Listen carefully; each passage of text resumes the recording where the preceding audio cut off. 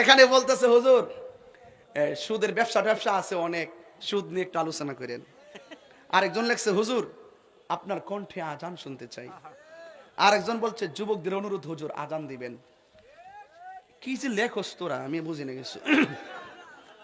এখন সুদ কি হালাল না হারাম? আপনার ঠোঁট লড়া নাই কেন? জোরে না না জোরে বলতে হবে।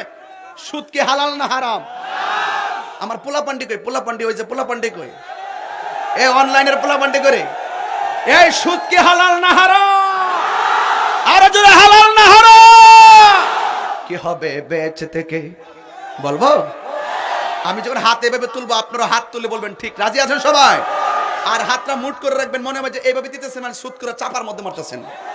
রাজি আছেন সবাই? মুট হন না, তুই যে আমার মারতেছ হাত নামা। কি হবে বেঁচে থেকে, কি হবে বেঁচে থেকে অযথা বিদ্যা শিখে যদি না গড়তে পারি শুধু মুক্ত সমাজটাকে। কি হবে আলেম হয়ে ইমাম সেজে সমাজেতে যদি না হক কথা উচ্চ সুরে না বলিতে। কি হবে আলেম হয়ে ইমাম সেজে সমাজেতে যদি না হক কথা উচ্চ সুরে না বলিতে। চাকরি বই করহ যদি ছেড়ে দাওই না গদি, চাকরি বই করহ যদি ছেড়ে দাওই না গদি, কি হবে ধোঁকা দিয়ে আল্লাহকে। আর জোরে হবে ঠিক কি না বলো? কি হবে আকাশ চুয়া বিলাসবহুল বাড়ি গাড়ি না খেয়ে কত মানুষ পরপারে দিচ্ছে পারি। কি হবে আকাশ চুয়া বিলাসবহুল বাড়ি গাড়ি না খেয়ে কত মানুষ পরপারে দিচ্ছে পারি। আজরাইল আসবে যবে মাটিতে পড়ে রবে। এ গুসকুর হুনাল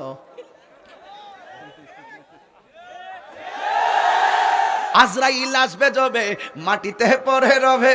কোনো কাজে লাগবে না তোর বিল্ডিংটাকে, কোনো কাজে লাগবে না তোর বিল্ডিংটাকে। কি হবে বেঁচে থেকে অযথা বিদ্যা শিখে যদি না গড়তে পারি শোষণ মুক্ত শোষণবিহীন সমাজটাকে। কথা গণ ঠিক কিনা?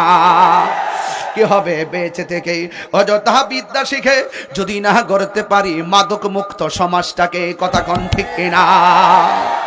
ঠিক কিনা বলেন? সুদ খাওয়া কি হালাল না হারাম? আরো হাত তুলে বলো হালাল না হারাম? একটা সুদখোর কোটি কোটি টাকার মালিক হতে পারে, আল্লাহর ঘর মসজিদের সভাপতি হওয়ার যোগ্যতা তার নাই। ঠিক কিনা বলে?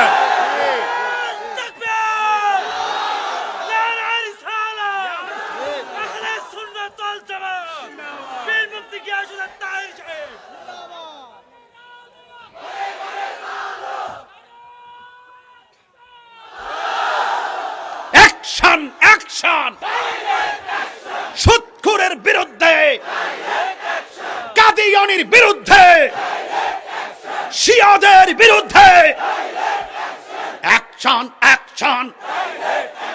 ঘুষখোরের বিরুদ্ধে, সুদখোরের বিরুদ্ধে, কাদিয়ানির বিরুদ্ধে নারায়ে তাকবীর। মারহাবা কোন কি ঠিক আছে ইনশাআল্লাহ?